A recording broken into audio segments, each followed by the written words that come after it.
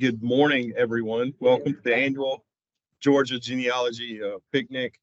I'm Christopher Davidson, State Archivist and Assistant Vice Chancellor with the University System over the Georgia Archives, and we're very happy to have you here this morning. It's a wonderful turnout, and the weather's beautiful, so it should be a wonderful day for us. We're so glad to see you today and hope you enjoy the presentations we have planned for you. We want to thank the Georgia Genealogical Society and Friends of Georgia Archives and History for the continued support of the Genealogy Picnic. Before we begin, I have a few housekeeping details. Restrooms are out the back door to the left, on your left. We will have breaks between each session and break for lunch from 11:45 to 1 o'clock. Lunch is on your own in any of the fine dining establishments here in Morrow, or Lake City or Forest Park if you want to venture a little farther. There are lists in the area restaurants on the table at the back and at the welcome desk downstairs. If you brought your lunch, we will have water and soft drinks available for you, and you're welcome to eat here in the classroom or downstairs in the patron lounge. There's also some waters on the back table for throughout the day. We do want to remind you the reference library is closed from 12 to 1 to allow reference staff to have lunch as well. Our current exhibit is Georgia's Historic Disasters and Disaster Planning. We hope you'll visit the exhibit room to see the exhibit. The exhibit is below us. You can take the elevator or stairs back downstairs to go into there. There's an outer exhibit. If you go into the outer exhibit and the inner exhibit looks dark, please go on in. The lights will come on as you walk in. If you think of questions for our Ask an Archivist panel discussion, which is the last session of this afternoon, please write your questions on the paper with pencil supplied at the back on the table and put it in the box. The panel will also take questions from the audience. I'm going to turn it over to Kayla, who will be introducing our speakers. But again, it's great to see you out this morning. If you don't get the chance to do some research today, come back in the future and research. If you haven't ever researched here before, you'll need to go to the front desk and register with the employee there at the welcome desk, and they'll explain everything you need to know to get started. But thank you, and hope you have a wonderful day.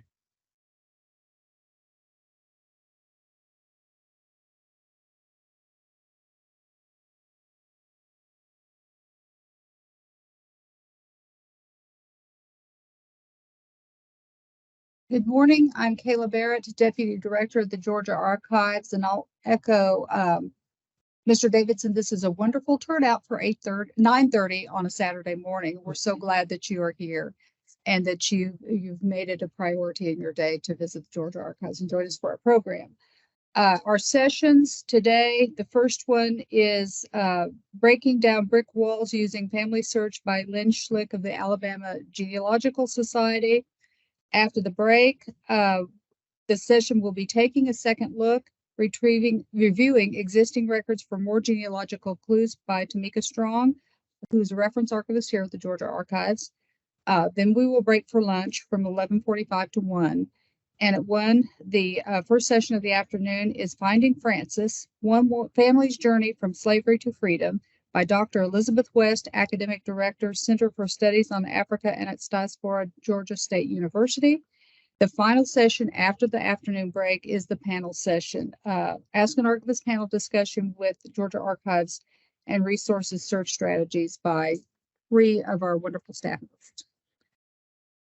Our first session is Breaking Down Brick Walls Using FamilySearch by Lynn Schlick.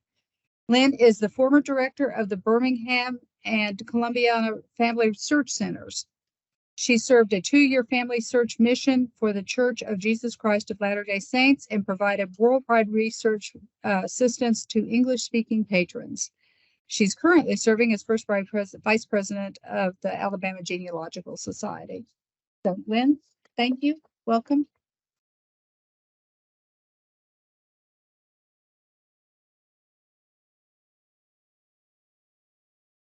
Thank you so much. It's so good to see so many people. And I got to tell you, I'm glad to be here at a genealogy picnic. I like picnics. So I'm going to spread my family search blanket. And then my favorite thing to eat is fried chicken. But my favorite family search thing that I'm going to feast on today is the fan chart and how to get over your brick walls. So we all struggle with brick walls. And I don't know, I just love to spend hours doing research. But I ask you, why do we do this? Why do we spend hours? What are we doing with all of the documents that we can find and we collect? And some of us may have a file. I've got a file, paper file. I also put a lot online. There's a lot of time and effort and money that goes into this. So why do we do it? Well, let me tell you why I do it and what gives me so much pleasure. First of all, I have put together a little card here. I know you can't see it, but I'll have it on the table up here. You can take a look at it. And on this side is a picture of my ancestors. And on the other side, there's my 4 or 5 generations. And if ever I'm around anybody, we start talking about genealogy, especially family members. I pull out my little card and I say, did you know what your pap did? Did you know that he built the Memorial Bridge in Washington, D.C., and your grandmother was the first civilian to walk across the bridge? Interesting stories that we can put on here. That's for family. But then for family and friends, the reason I put so much time and effort into my genealogical research is so that I can present them with their family history. And again, I will put it up here on the table and you can take a look at it. But this is a family search report that I gave to a friend just a couple of weeks ago, and she told me I could use this if I promised I would give it back to her. But I put this together using FamilySearch and Roots Magic. And Roots Magic is another class altogether. But anyway, on the front page, I put her, and through FamilySearch, I was able to find all of the states where her ancestors came from, who her famous ancestors are. President of the United States, Princess Diana, had changed her personality. And then on the inside, I have her pedigree to the famous ancestors and index of famous places where she's from, a narrative report, a pedigree chart. And this is why I like to do FamilySearch. So I'd like to help you get over your brick walls today. And how many of you have a FamilySearch account? Oh, that's good. How many of you have the app on your phone, FamilySearch app? You know, when you're trying to get over a brick wall, one of the easiest things is to find someone you're related to and see what they have found and compare notes. Maybe you can find your missing person. So I'd like to start off today to see if you all have any relatives around me. You that have it on your iPhones, have you ever looked for relatives around me? I'll show you how to do it. Open your iPhone and open it to the FamilySearch tree, and let's see who's related to who.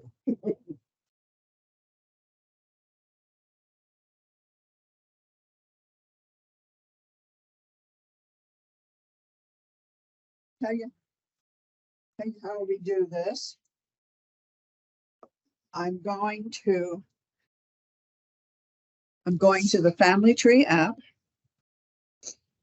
and I have an iPhone, but down at the bottom, there's what we call the hamburger.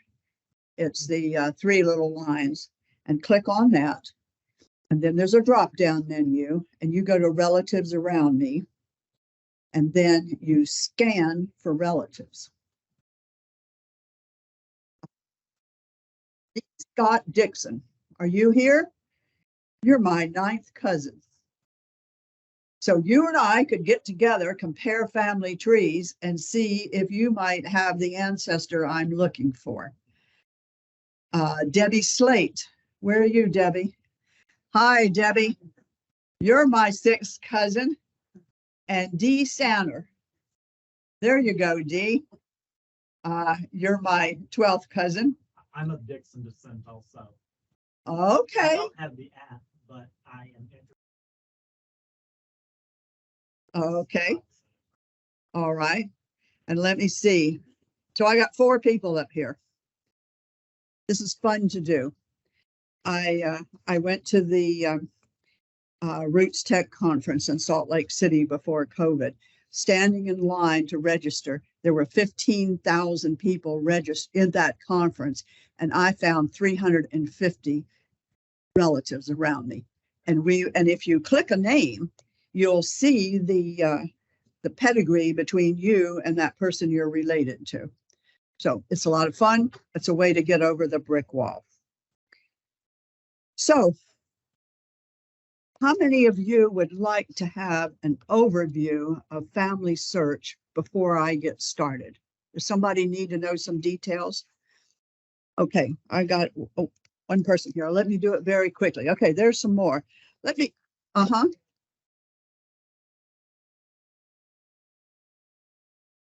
You want the one with the green tree? Sure. Let me tell you what FamilySearch is. It is the world's largest shared family tree. And FamilySearch is a worldwide site. It has collaborated with more than 10,000 archives throughout the world and partners with 100 countries. There are over 1 billion profiles, and it's still growing. Last month, there were 125 million records that were posted on FamilySearch in just 1 month. And these records are searchable by name. It's free. It's nonprofit. It is supported by the Church of Jesus Christ of Latter-day Saints as a public service. And again, is international, and there are several languages that are available. On this site, you can upload photographs. There's a detail page, and we'll see that later, but on one person's detail page, I saw over 100 photographs. You can put documents up there. You can take a recording of your children, your great-grandchildren, perhaps your grandparents, a 5-minute recording, and put it on here. Wouldn't it be nice to hear your great-grandmother's voice if it had been available when she was younger? It's a great thing to have.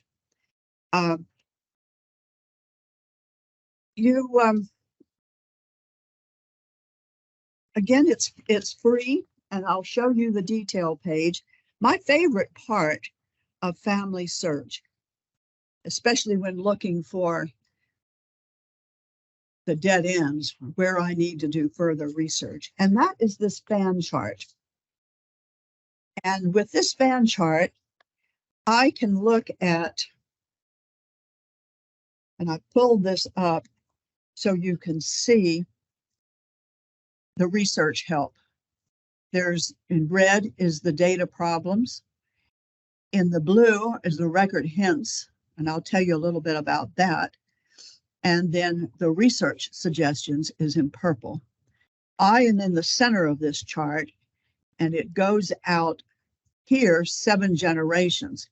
But if I go to the outer rim and click on a name out there, then I can take that 7 generations further. Does anybody have any questions before I go any further? In the program, does the coloring, that's not something you do to remind you to go back later? So it colors it blue, the program itself? It's in the program, Okay. and I didn't do that. The program did it for me. Yes, sir. I'm trying to see if I can get came up with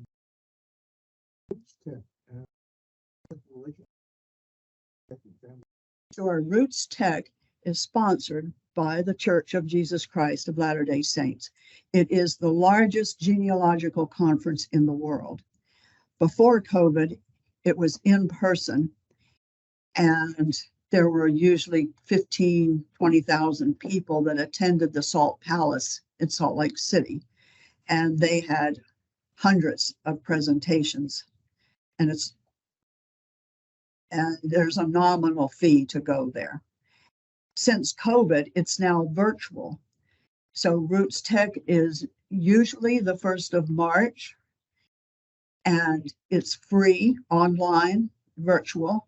And there were, I think, over 1,000 presenters on topics. But that has nothing to do with the relatives around me and FamilySearch app. Yeah, I tried to find the FamilySearch app and I came up with the step featured 20 on 10. Okay, I'll tell you what, my daughter came with me, Denise, she's sitting up here. She can show you how to do it because she's got it on her phone. Or if you talk to me afterwards, I can show you how to download it. Yeah. But you go to the App Store and you go to FamilySearch and you look for the green tree. Yeah, I was just wondering how they came together and using both integrated. They're two separate things, but they're both sponsored by FamilySearch. Okay. Any other questions before I go on? Okay. Let me show you the home page of FamilySearch. So I have logged in, and up here, I'm going to click on the green tree. And this is my home page. And I know you can't see a lot of these things, so I'm just going to do this quickly, but they give you some hints on the right-hand side over here. See that? This may be the child of someone that you're looking for. Let's say you don't know who the father is. So these could be relatives of who you're looking for. It also shows you the recent people that you have looked at. And over here on the left-hand side, they'll bring up documents, and these documents change periodically, but they're documents that pertain to the people in your tree. There's the 1910 census there. There's Idaho death records. Here's an original of the, what does that say? It's an original death certificate. So this is the home page. Now, I want to go to my family tree. And so I'm going to click family tree, go down here to tree. And again, there's my fan chart, but there's other ways that I can look at my family. I can do a portrait chart. And it's in that format. And I can also look at the landscape, which is the traditional view. And then a descendancy chart. This can be of good help if you're looking for a descendant of a certain person. Now, if you want to see a truly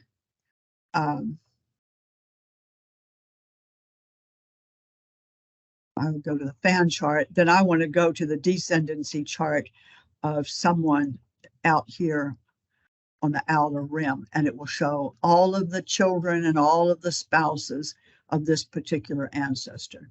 Another way to get over that wall if they're there. Okay, so let me show you what a detailed page looks like. And I'm going to go to my McQuarter line.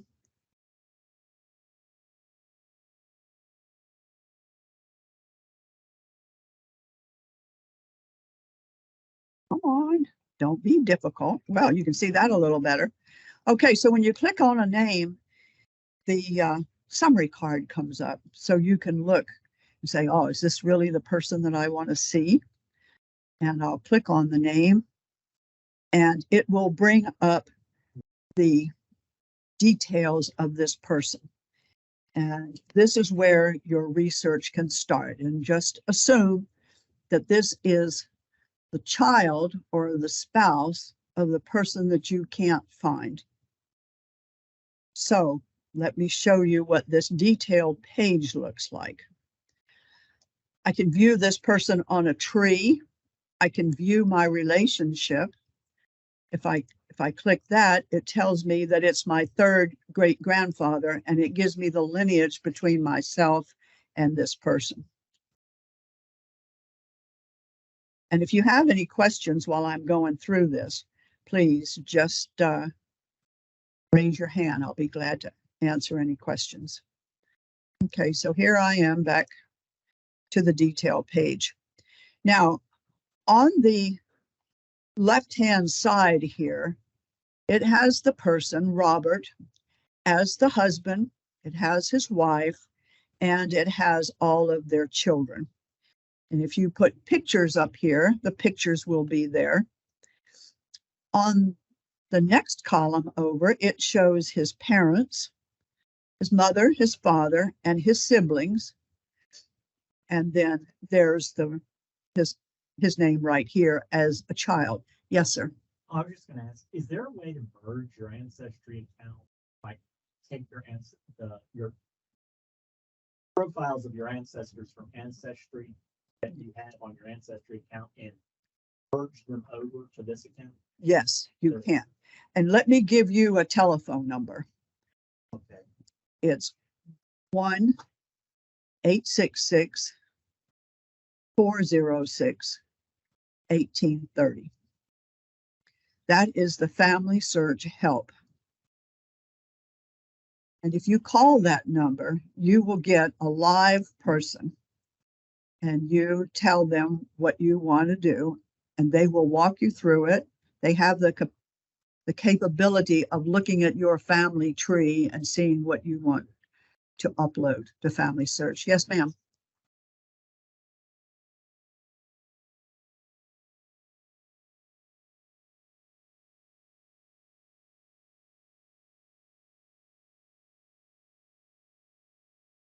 It is great, and I have both. FamilySearch database probably has more people. Both of them have documents and sources that maybe the other doesn't have. If you let me just show you this right here on the right-hand side, when you're searching this person, there's a link over here to Ancestry. So if you have an Ancestry account, you click that, and whoever this person, this detail page is up, like this one is David or Robert. If I click Ancestry, it will pull up every single document that Ancestry has on Robert. And that is just fabulous. And another thing that I use very, very carefully is I will go to Ancestry and I will pull up the, let me show you this. And I guess I'm up here.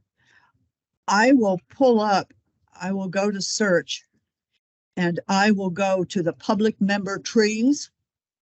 You all might be familiar with that. And if I'm looking for Robert's father, I'll pull up the trees and see if anybody else has a father for Robert. And I'll check their sources. And if they have a name, I'll verify that name. Is it verified by a birth certificate, death, or marriage, or whatever? But the two work very well together. So did that answer your question? Okay. Okay, so up here on the right-hand side, they'll give you some research help. Maybe there's a missing child. Maybe there's some more records that you haven't looked at that you want to see. And then the next section is what I found to be so helpful when I'm at a dead end. And I will search the records. I will click FamilySearch, And let me go down here to Robert Cherry. And let me see. Am I at Robert? I'm at Robert Cherry. I want to go to one of his children. I'm going to go to Thomas Harleston. And I'm going to click that person and I'm going to go to his page. Now, let's suppose that I don't know who his mother and father were.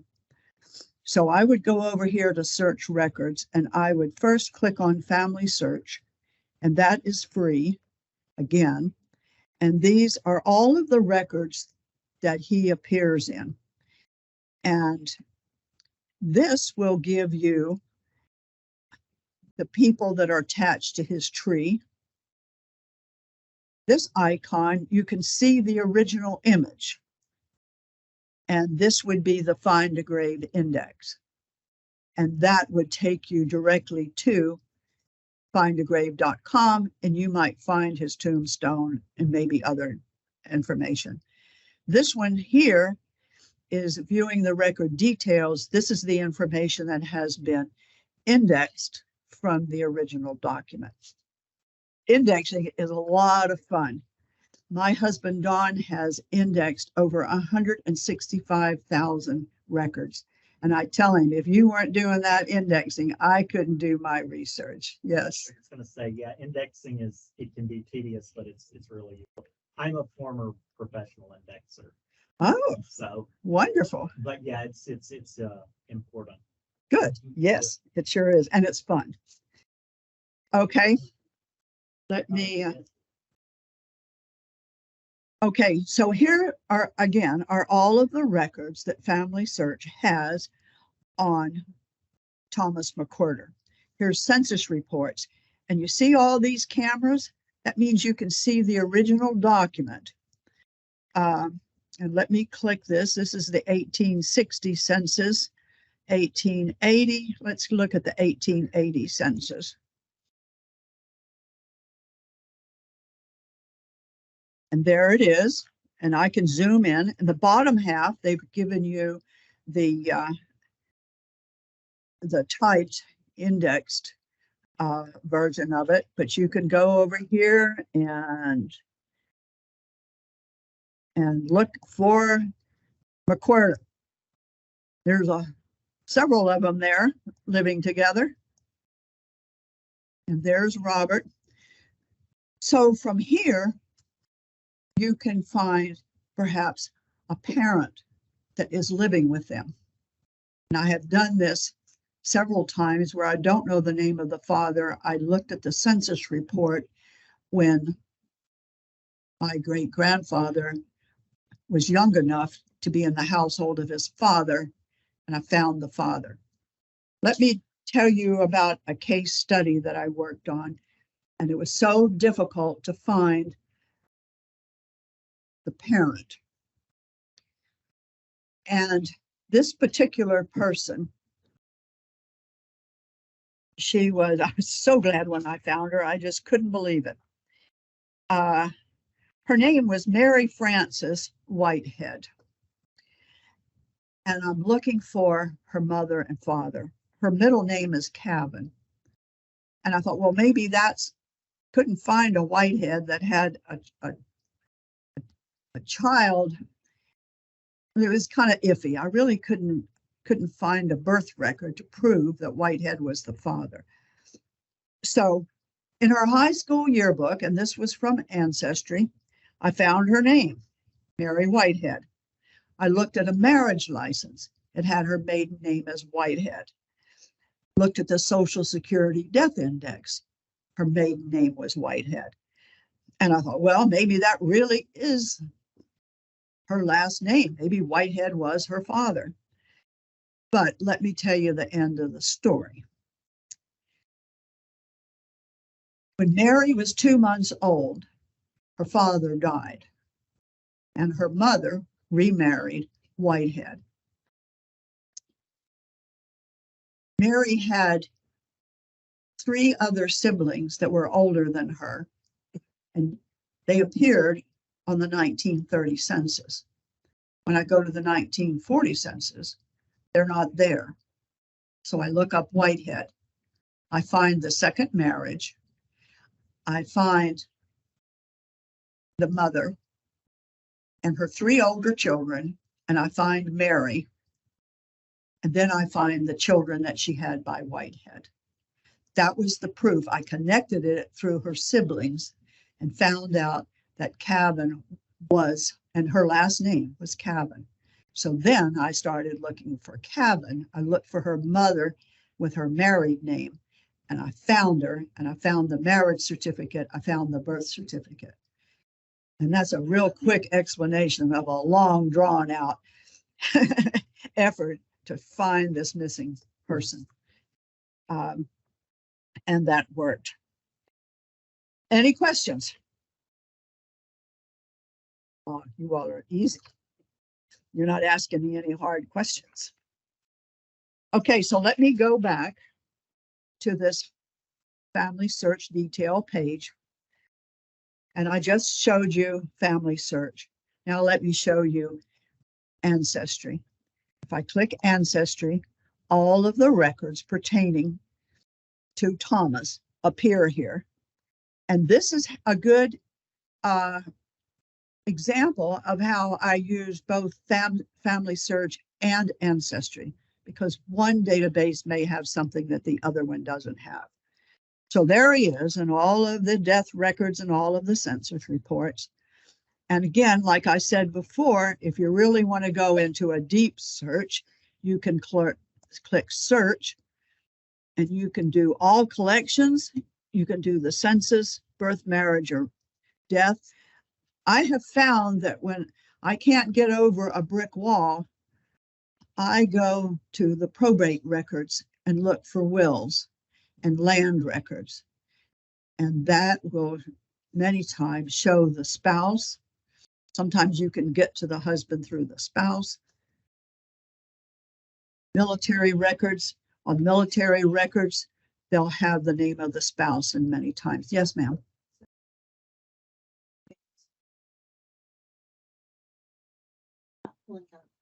All of the Thomas McWarners is going to be this data.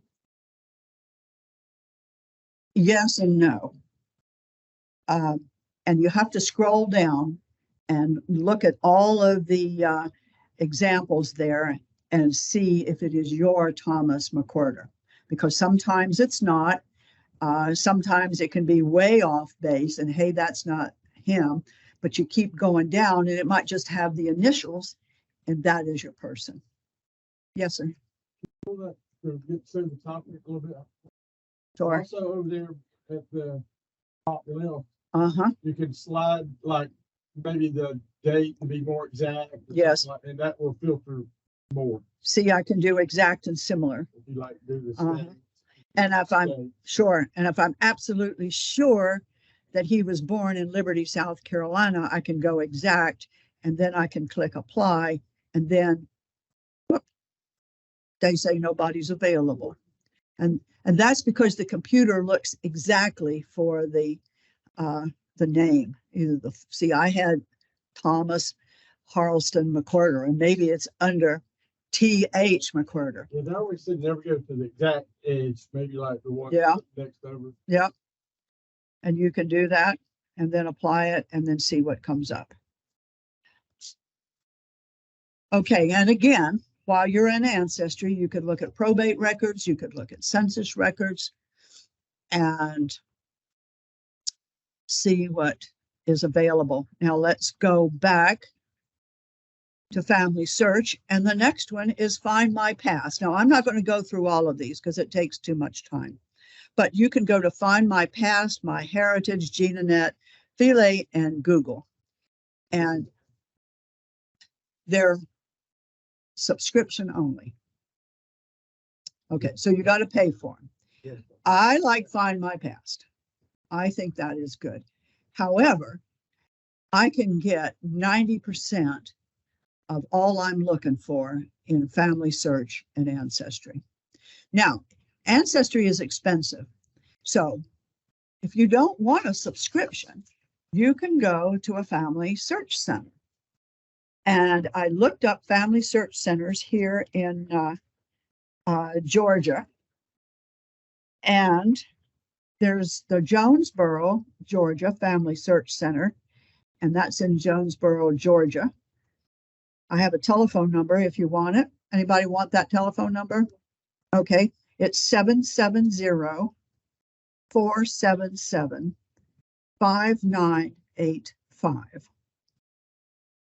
And then there is the Atlanta, Georgia Family Search Center, and that telephone number is 404-755-7624. I would suggest that you call before you go and make sure they're open when you want to come. You don't need an appointment, and it's all free. And they have probably about 13 websites that are expensive websites. And these up here are websites that you can access there for free.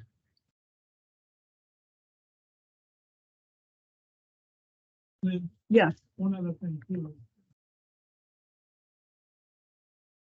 Centers have different. They say, I think, Yes, that's true. And some are only open by appointment. So it's really important that you call first before you go.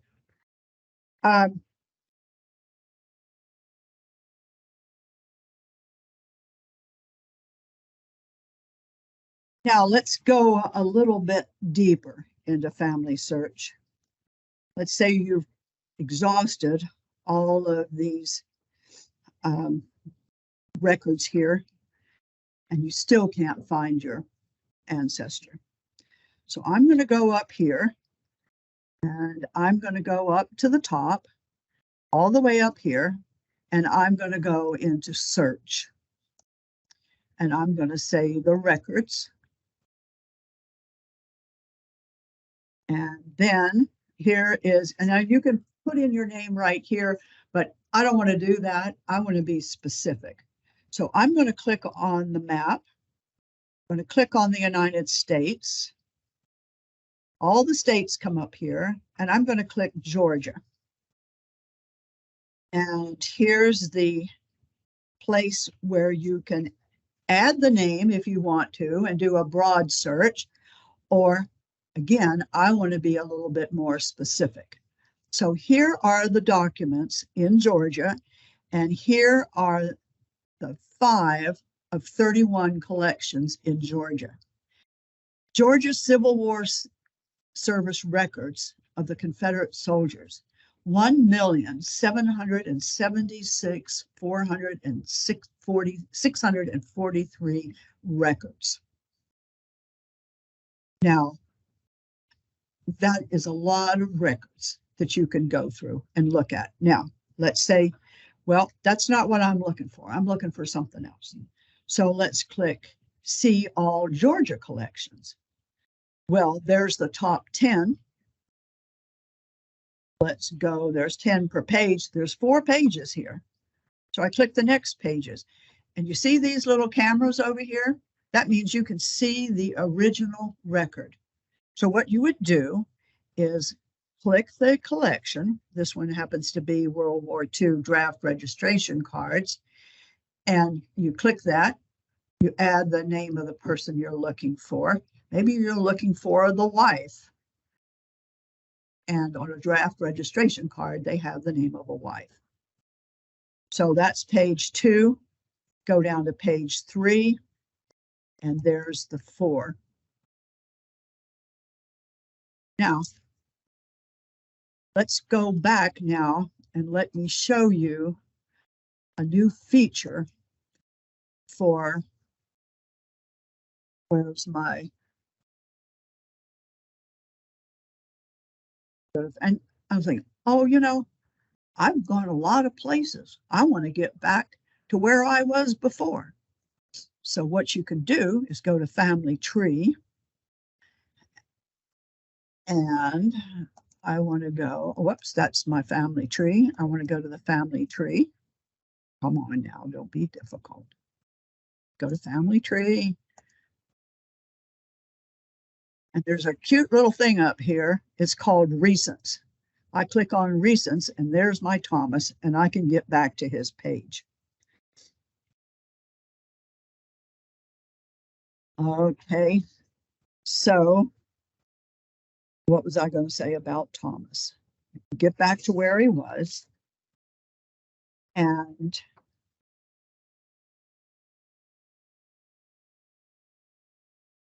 again, I'm searching for records that's going to show me his father. So under Thomas here, there's sources. And I click sources, and there's all of the sources that have been attached to his record. And this is the beauty of a family search tree. If you start a tree, you'll start with yourself, and you'll add your parents, maybe your husband and your children, and maybe your grandparents if they're still living. If you enter the name of a living person, no one else can see that name except you. Only you that have the account. Now, once you get into a deceased person, then that person will have a lot of descendants that are maybe adding information into that file. And your tree will start to populate. And yes, I was just gonna ask, is that the same policy for ancestry.com too, or just about the deceased, you can only see a living relative? that's correct. That's correct. Okay. Yes. Okay. So when you start to add the name of your deceased ancestors, your grandfather, your great-great-grandfather, then if that name is already in the family search database, your tree will populate. And I have personally seen about 8 people take their lineage back to Adam. Now, how accurate that is, you don't know. But, the Bible has a lot of, has the genealogical records, don't they? You Well, that's look, just the paternal side, whatever. But, how many Abraham, Isaac, and Jacobs are there that are the grandfather, the son, and the grandson? But anyway, my point is your tree will populate, and you can click on any of those names. And let me show you what that looks like. So what I'm going to do, I'm going to view Thomas's tree. And there he is in the middle here. And look how his tree populated. And I can look at it in the traditional way and look at the landscape. And this is what I'm talking about. You see how these arrows? If I click on this arrow, then it takes it back to the next one. And if I click the next one, it'll take me back there. And it just keeps going. I'm back to 1652 now. If I click it again, it goes back to 1598 here.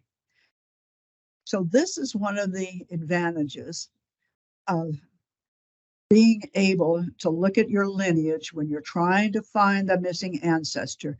So you could go back here and maybe go to Reverend James Beale and look at his descendancy chart and look at the descendants and see if they're any of your people. Okay.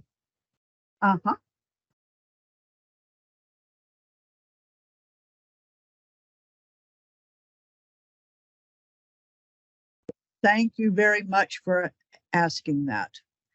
And yes, you do. And let's go to Thomas here. And let's go to his person. Let's not be difficult. Uh-oh. What have I done now? Uh-oh. Uh-oh. Let's go back to Family Search. Here we go. Family Search right here.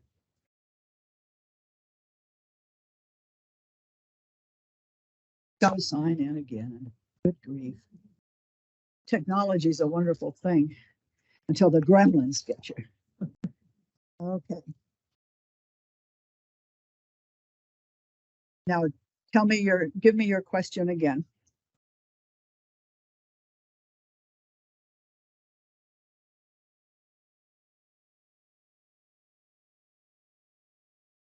Yes. You have that capability on every person in the tree. And let me show you. Let's go to the tree. And I will pick anyone here. Let's just go to my grandpa.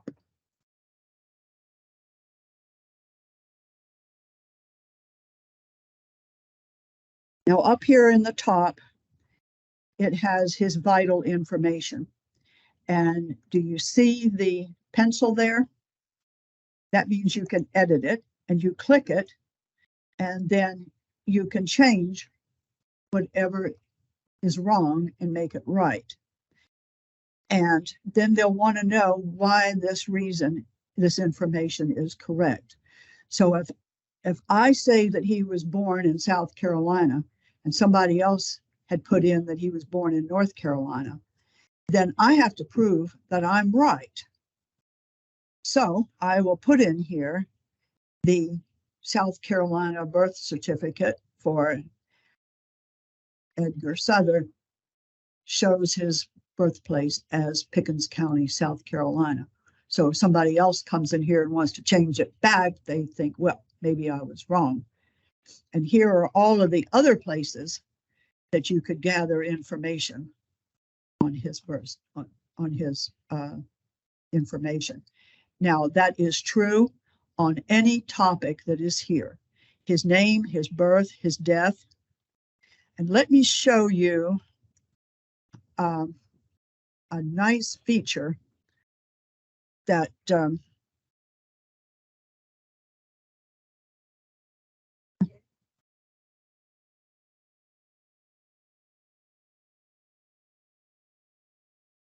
Isn't there? Can you hear? totally wrong person. Yes, and you can delete that person. And again, on a case like that, I would call the help number 866-406-1830 and let them guide you through it so you don't lose any of the other information that's there. Because when you unlink them from the parents, you want to be very careful you're not losing the good information. That's what I would do. Sure.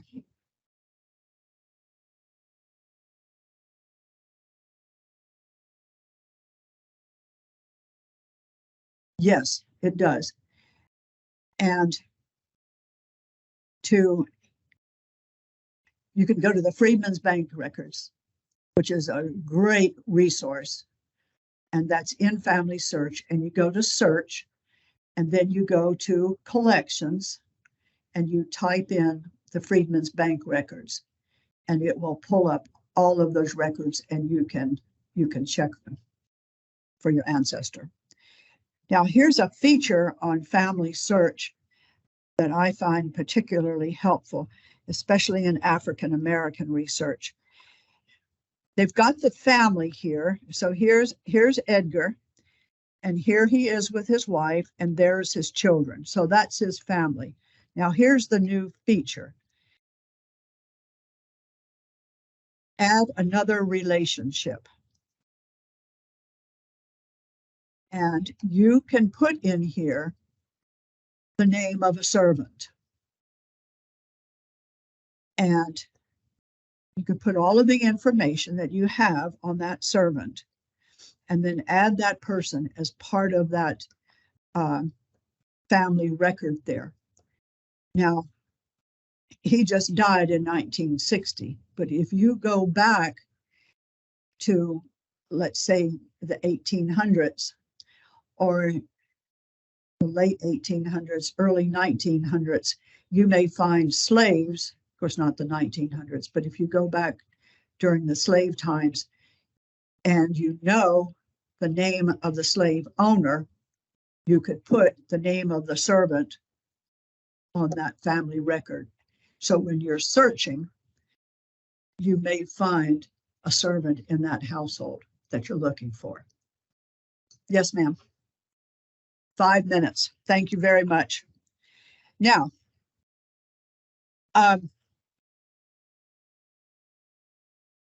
when you've exhausted all of your resources and you still can't find any link to the person you're looking for, sometimes you just have to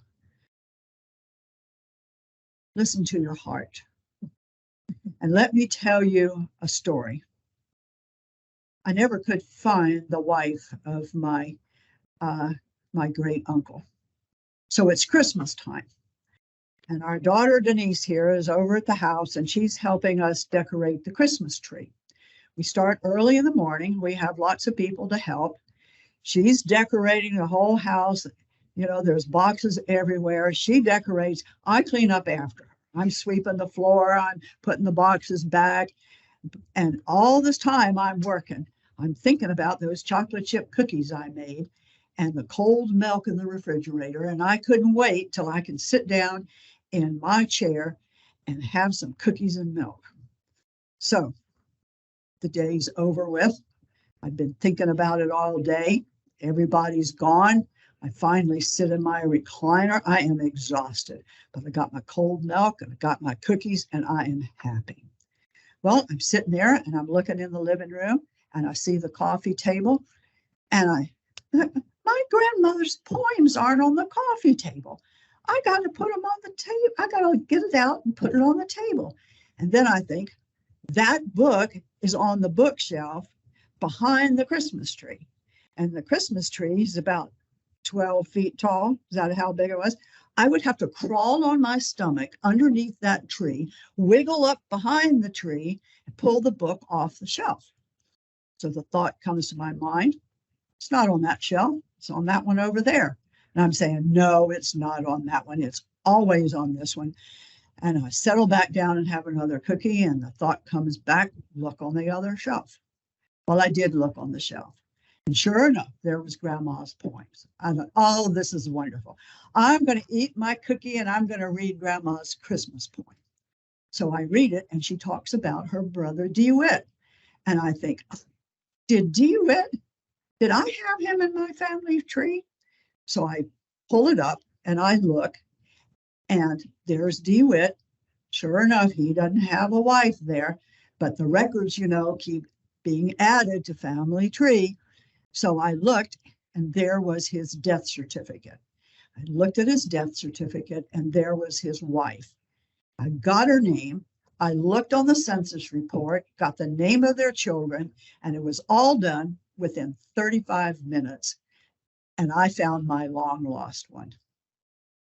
So listen to your heart and bake chocolate chip cookies. Okay, any questions before I start? Yes, ma'am.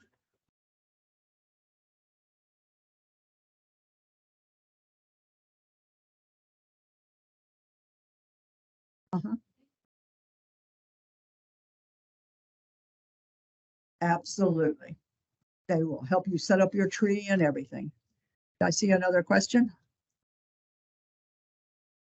Okay, well, thank you so much. It has been a great pleasure to be here with you and happy searching.